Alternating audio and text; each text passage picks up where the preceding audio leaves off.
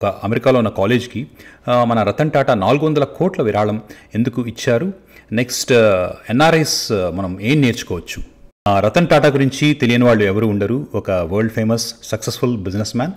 But అంతే ఈక్వల్గా సమాజానికి ధారాళంగా విరాళాలు ఇవ్వటంలో కూడా ఆయన ఎంతో ఫేమస్.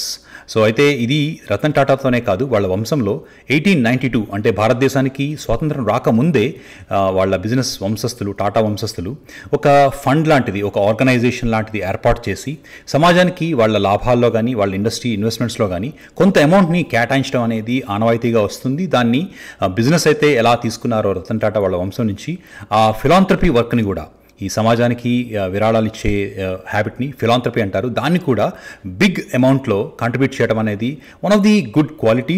రతన్ టాటా హయాంలో ఈ ఫిలాంథ్రపీ వర్క్ అనేది జస్ట్ కేవలం భారతదేశంలోనే కాదు, ఏషియా ఖండంలోనే కాదు, ఆయన అమెరికాలో ఉన్న ఒక కాలేజ్కి, కార్నెల్ యూనివర్సిటీ, ఒక ivy league college, one of the prestigious institutes, దానికి 400 కోట్ల విరాళం కూడా ఇచ్చారు. అయితే ఇది ఒక ర్యాండమ్ డొనేషన్ కాదు. రతన్ టాటా గారు హై స్కూల్ చదివింది అమెరికాలోని న్యూయార్క్ సిటీలో. తర్వాత అదే న్యూయార్క్లో ఉన్న కార్నెల్ యూనివర్సిటీకి ఆయన అప్లై చేశారు. అదొక ivy league college. Ivy league colleges అంటే అమెరికాలోని విశ్వవిద్యాలయాల్లోనే కొన్ని ప్రెస్టీజియస్ ఇన్స్టిట్యూట్స్ అనమాట. అంటే మన ఇండియాలో మనం ఐఐటీస్లోకి వెళ్తే, All India Institute of Medical సైన్సెస్లో మెడికల్ ఫీల్డ్లో వెళ్తే పేరెంట్స్ ఎంత ప్రౌడ్గా ఫీల్ అవుతారో, ఇక్కడ ఐవీ లీగ్లో వాళ్ళ పిల్లలు ఉన్నారు చెప్పుకోవాలంటే అదొక ప్రెస్టీజ్ కింద. And also that's a great achievement in life.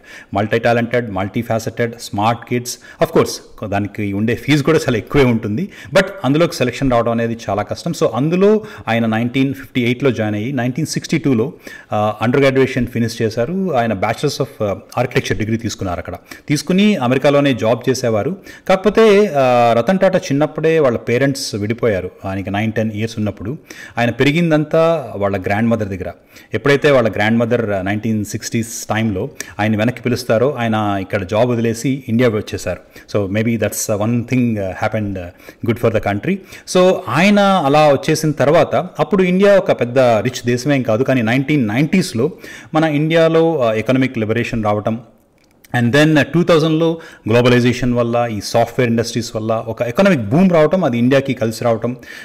ఈ 2008కి 2000 to 2010 was like one of the golden ఏరా ఫర్ ఇండియన్ ఎకానమీ. సో ఆ టైంలో ఆయన ఇదే రైట్ టైం అనుకున్నారేమో. 2008 సంవత్సరంలో ఆయన ఒక $50 million ఆయన ఏ కాలేజీలో అయితే చదివారో ఈ కార్నెల్ యూనివర్సిటీకి డొనేట్ చేశారు. సో అక్షరాల దాన్ని మనం ఇండియన్ కరెన్సీలో కన్వర్ట్ చేస్తే అది 400 crores. అంటే అప్పుడు డాలర్ రేట్ ప్రకారం చూస్తే అది ఆల్మోస్ట్ 200 crores.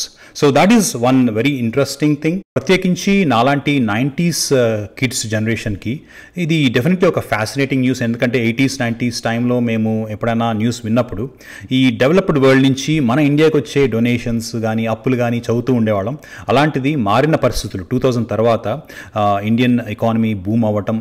2003-2004లో థామస్ ఫ్రీడ్మెన్ రాసిన బుక్ వరల్డ్ ఈజ్ ఫ్లాట్, అంటే ఈ ఎకానమీ అంతా స్లోగా వెస్ట్ నుంచి ఈస్ట్కి షిఫ్ట్ అవుతుంది అనేది ఆయన ఆర్గ్యుమెంట్. అండ్ ఇండియాకి ఆయన బాగా బ్యాట్ చేస్తారు ఆ బుక్లో. సో దానికి ఎగ్జాంపుల్గా 2008లో ఒక ఇండియాలో సక్సెస్ఫుల్ అయిన ఒక ఇండస్ట్రియలిస్ట్ $50 million అమెరికాలో ఉన్న ఒక కాలేజ్కి, తన ఆలమ్నైగా ఉన్న కాలేజ్కి ఇవ్వటం. దట్ ఈస్ లైక్ ఒక fascinating news for all Indians from my generation. And ఇక్కడ ఇంకొక ఇంట్రెస్టింగ్ థింగ్ ఏంటంటే, ఈ రోజు వరకు కూడా ఈ కార్నెల్ యూనివర్సిటీలో వచ్చిన ఇంటర్నేషనల్ డొనేషన్స్లో రతన్ టాటా ఇచ్చిన $50 million one of the highest amounts. Next టైటిల్లో సెకండ్ టాపిక్ ఎన్ఆర్ఐస్కి ఏంటి ఆదర్శం, ఎన్ఆర్ఐస్గా మనం ఏం నేర్చుకోవచ్చు, ఈ ఫిలాంథ్రపీ వర్క్ అనేది ఎవరు చేసినా ఎక్కడ చేసినా it's an inspiring deed and we all can learn something from it. ఎవరి క్యాపబిలిటీ బట్టి, ఎవరి ఎఫర్డబిలిటీ బట్టి ఎంతో కొంత percentage of their earnings or whenever there is a need contribute చేయడం అనేది మనం కామన్గా వరల్డ్లో చూస్తూనే ఉంటాం. అది పెరుగుతుంది కూడా మోడర్న్ వరల్డ్లో. మనం సోషల్ మీడియాలో వరల్డ్ గురించి ఎంత తిట్టుకున్నా మీరు ఫిలాంథ్రపీ గురించి చూస్తే it's getting better every year. So అయితే ఎన్ఆర్ఐస్గా మనం ఈ విషయంలో ఎక్కడున్నామంటే, మనం భారతదేశం నుంచి మైగ్రేట్ అయ్యే జనాలు చాలా ఎక్కువ ఉంటారు ఎప్పుడు. ఎందుకంటే ఒక డెవలపింగ్ కంట్రీ, ఫ్యామిలీస్ని సపోర్ట్ చేసుకోవడానికి కావచ్చు, అకాడమిక్ గోల్స్ వల్ల కావచ్చు, హైయర్ ఎడ్యుకేషన్ వల్ల కావచ్చు, కొన్ని కల్చరల్ ఇష్యూస్ వల్ల కావచ్చు. But at the same time ఎంతమంది ఎక్కువ మైగ్రేట్ అవుతున్నా ఇంటర్నేషనల్గా ఒక కంట్రీకి ఎన్ఆర్ఐస్ మళ్ళీ బ్యాక్కి పంపించే మనీ విషయంలో కూడా India is also number 1. Remittance అంటారు దాన్ని.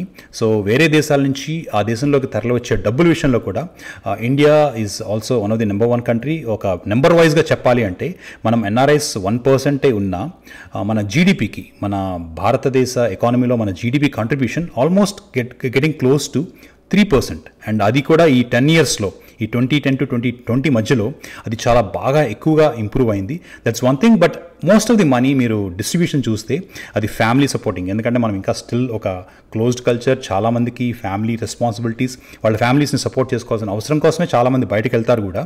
సో అది ఒకటి, అది maximum contribution. Then banks, entertainment and investments, వీటికి ఎక్కువ మనీ.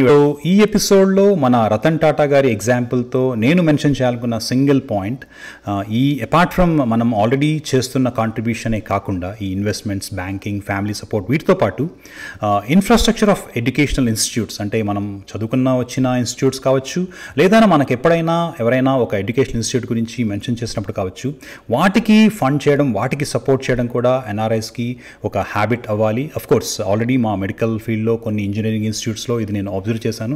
నేను రంగారావు మెడికల్ కాలేజ్లో చదువుకున్నప్పుడు కానీ, నెక్స్ట్ 2007లో నేను ఎంజిఎం హాస్పిటల్లో వర్క్ చేసినప్పుడు కానీ ఎన్ఆర్ఐస్ అక్కడ బిల్డింగ్స్కి కాంట్రిబ్యూట్ చేయడం, హాస్పిటల్ ఫెసిలిటీస్కి ఇక్కడ ఎన్ఆర్ఐస్ కాంట్రిబ్యూట్ చేయడం, ఇలాంటి ఎగ్జాంపుల్స్ చాలా వింటున్నాం. But I think this is the time, like when మనం ఇలాంటి స్టోరీస్ విన్నప్పుడు, రతన్ టాటా లాంటి స్టోరీస్ విన్నప్పుడు, we should get more involved. And not only building the infrastructure, అంటే నాట్ ఓన్లీ మనీ డొనేట్ చేయడం అనే కాదు, it can go in many forms. ఒకటి నేను అబ్జర్వ్ చేసింది, 2017 నుంచి నేను ఇండియాలో నేను చదువుకున్న ఇన్స్టిట్యూట్స్కి వెళ్ళడం మొదలుపెట్టాను.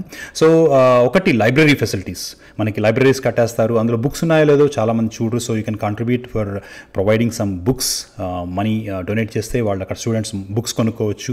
సెకండ్ థింగ్ ఇస్, ఈ ఎడ్యుకేషనల్ ఆన్లైన్ కోర్సెస్ అనేవి చాలా వచ్చాయి ఇప్పుడు. You can donate some money for, so that అక్కడ ఉన్న ఎడ్యుకేషనల్ ఇన్స్టిట్యూట్లో ఉన్న స్టూడెంట్స్కి, medical students or post graduate students, వాళ్ళకి ఆన్లైన్ కోర్సెస్ యూజ్ అవ్వచ్చు.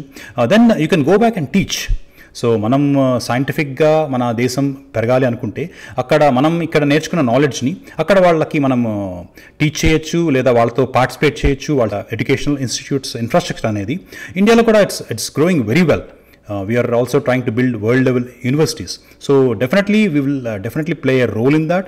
సో రతన్ టాటా లాంటి వాళ్ళు చేసిన కాంట్రిబ్యూషన్స్, డొనేషన్స్, ఆయన అమెరికాలో చదువుకున్న కాలేజ్కి ఖచ్చితంగా మనలాంటి ఎన్ఆర్ఐస్కి ఒక ఇన్స్పైరింగ్ థింగ్. ఆయన ఇక్కడ చదువుకుని ఇండియాలో వెళ్ళి సెటిల్ అయితే, మనం ఇండియాలో వివిధ రకాల ఎడ్యుకేషనల్ ఇన్స్టిట్యూట్స్లో చదువుకుని ఇక్కడికి వచ్చాం. ఎస్పెషల్లీ గవర్నమెంట్ ఇన్స్టిట్యూట్స్లో వచ్చిన వాళ్ళైతే మనకి మన గవర్నమెంట్ చాలా తక్కువ ఖర్చుకే మొత్తం ఎడ్యుకేషన్ వచ్చేటట్టు చూస్తూ ఉండేది. So that is one way మనం ఇంకా ఎక్కువ రుణపడి ఉన్నాం. అయితే ఇక్కడ emotional issues or sentiment issues నేను రేస్ చేయట్లేదు. One thing I want to make a point is, ఎప్పుడైనా ఎడ్యుకేషనల్ ఇన్ఫ్రాస్ట్రక్చర్కి కాంట్రిబ్యూట్ చేయడం అనేది మల్టిపుల్ డైరెక్షన్స్లో జరగాలి. అది ఒక పొలిటికల్ కమిట్మెంట్ ఉండాలి, లోకల్ బాడీస్ కమిట్మెంట్ ఉండాలి, అక్కడ అందులో పార్టిసిపేట్ చేసే వాళ్ళ కమిట్మెంట్ ఉండాలి. At the same time financial support and additional information about science, ఇలాంటి వాటి మిక్స్డ్ ఎఫర్టే ఎడ్యుకేషన్ ఇన్స్టిట్యూట్ బెటర్ అవ్వడానికి దోహదపడుతుంది. సో దానికి డెఫినెట్గా NRIs should be a part of it. That's what my point is. That's all for today. Have a wonderful time. Thank you for watching. It's just another day in paradise.